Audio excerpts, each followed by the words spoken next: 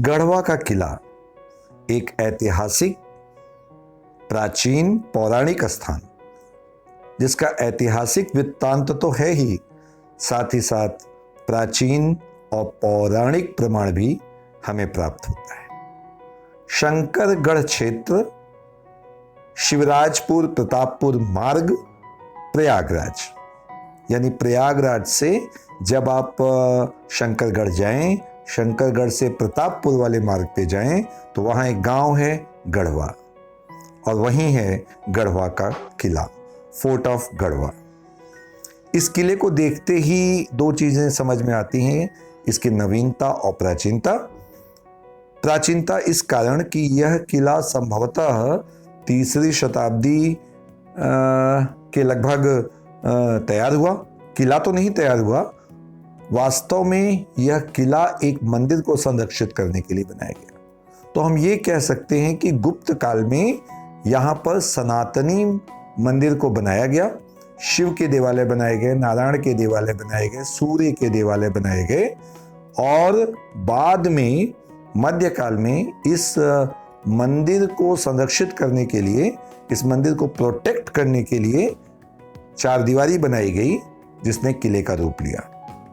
5 कोनों वाला यह किला गुप्त काल में बने सनातनी देवालयों को सुरक्षित करने के लिए बना। इसे मंदिर किला भी हम कह सकते हैं। इस किले की जो प्राचीर हमको दिखाई पड़ती है वो 1750 में बघेल राजा विक्रमादित्य ने बनवाया। किले के अंदर सनातनी देवी देवताओं की लाल पत्थर की बनी प्रतिमाएं बिखरी पड़ी हैं, और ये प्रतिमाएं 3री शताब्दी से लेकर 6ठी शताब्दी के बीच में तैयार की गई हैं। प्रतिमाओं में ब्रह्मा, विष्णु, शिव, गणेश, पद्मासन में बैठे श्री हरि, नारायण के 10 अवतार, गंधर्व, अप्सराएं, और साथ ही साथ गौतम बुद्ध की भी मनोरम प्रतिमा दर्शनीय है। प्रांगण में ही एक प्राचीन सूर्यदेव का मंदिर भी दिखता है, नारायण का विशाल मंदिर, इसके साथ ही साथ राजकीय सभा कक्ष, और साथ ही साथ 2 पक्के कुंड भी हैं जिसमें पानी कभी नहीं सूखता। मैंने इस किले को लगभग 4.5 घंटे ऑब्जर्व किया। बिल्कुल खाली था किला।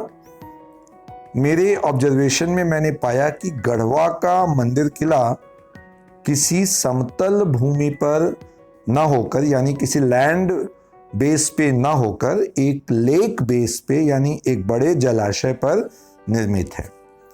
और यह जलाशय 12 महीना जल से भरा रहता है, इसलिए प्रांगण के अंदर जो पक्के कुंड हैं उनमें भी जल हमेशा बना रहता है। मंदिर के स्तंभों पर संस्कृत में आलेख भी हैं, उन्हें पढ़ने की कोशिश कीजिएगा, समझने की कोशिश कीजिएगा। पत्थर पर सुंदर नक्काशी जो 3री शताब्दी के उन्नत शिल्प कला को प्रेजेंट करती है, और पूरे किले के अंदर चारों तरफ पसरी भव्यता अपने गौरवशाली अतीत का गर्वपूर्वक वर्णन कर रही है।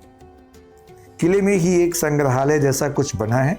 मैं उसे संग्रहालय नहीं कहूँगा क्योंकि वो एक स्टोर रूम जैसा दिख रहा था, और उस स्टोर रूम में रखी प्रतिमाएं अपनी दुर्दशा की कहानी स्वयं कह रही थी। भव्य मूर्तियां, सुंदर कलात्मक प्रतिमाएं जो शायद आज के युग में बना पाना मुश्किल है, वो अपनी दुर्दशा को रो रही थी। सबसे महत्वपूर्ण बात जो मैंने देखी और जिस पर मैं आपका ध्यान आकर्षित करना चाहूंगा, मैंने गढ़वा के इन मूर्तियों को ब्रिटिश लाइब्रेरी के डिजिटल प्लेटफॉर्म पर भी खोजा, और संयोग से मुझे 1875 यानी ब्रिटिश राज के दौरान 1875 में गढ़वा की मूर्तियों की फोटोग्राफी की गई थी, और ये फोटोग्राफी ब्रिटिश डिजिटल लाइब्रेरी के वेबसाइट पे अवेलेबल है। और इन फोटोग्राफ्स में जो सनातनी प्रतिमाएं हैं, विष्णु की, शिव की, सूर्य की, गणेश की, उनमें सारी प्रतिमाएं बिल्कुल सुरक्षित हैं। उनके नाक, मुंह, हाथ, पैर बिल्कुल अपनी स्थिति में बने हुए हैं, अपनी सुंदरता को प्रदर्शित कर रहे हैं। लेकिन जब 2022 में मैंने उन फोटोग्राफ्स को देखने के बाद फिर से उन प्रतिमाओं की फोटोग्राफी की, तो मैंने पाया कि इन मूर्तियों को तोड़ा गया है, इनको भग्न किया गया है। ये मूर्तियां किसने तोड़ी, किसे आवश्यकता पड़ी सनातन प्रतिमाओं को इस तरह से तोड़ने की, यह अपने आप में एक प्रश्न चिन्ह है। दर्शकों, प्रमाण के तौर पर स्क्रीन पर मैं 1875 की फोटोग्राफी और उसी मूर्ति की 2022 की फोटोग्राफी दिखा रहा हूं। आप स्वयं यह विश्लेषण करें, स्वयं सोचें कि इन प्रतिमाओं को किसने तोड़ा। एक बहुत बड़ा आरोप तथाकथित इतिहासकार लगाते रहे हैं और हमने गलत सही इतिहास में पढ़ा भी है कि ज्यादातर प्रतिमाओं को खंडित किया, देवालयों को खंडित किया औरंगजेब ने। 1707 में औरंगजेब तो मर गया, जिसके ऊपर तमाम सनातनी देवालयों और प्रतिमाओं को तोड़ने के आरोप लोग लगाते रहे। तो कोई ये बताए कि 1875 में जो मूर्तियां सुरक्षित थीं, जब उनकी फोटोग्राफी मैंने 2022 में की, इस बीच में उन मूर्तियों को किसने तोड़ा? यह एक प्रश्न चिन्ह है। आज के दौर में सरकार को, प्रशासन को और इससे संबंधित शोधकर्ताओं को इस पर ध्यान देना चाहिए कि गढ़वा की उन प्रतिमाओं को किसने खंडित किया।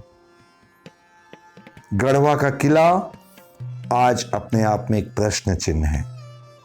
इसी प्रश्न चिन्ह के साथ मैं फिर आपके साथ दूसरे वीडियो में मिलूंगा, किसी और प्रश्न और समाधान के साथ। नमस्कार।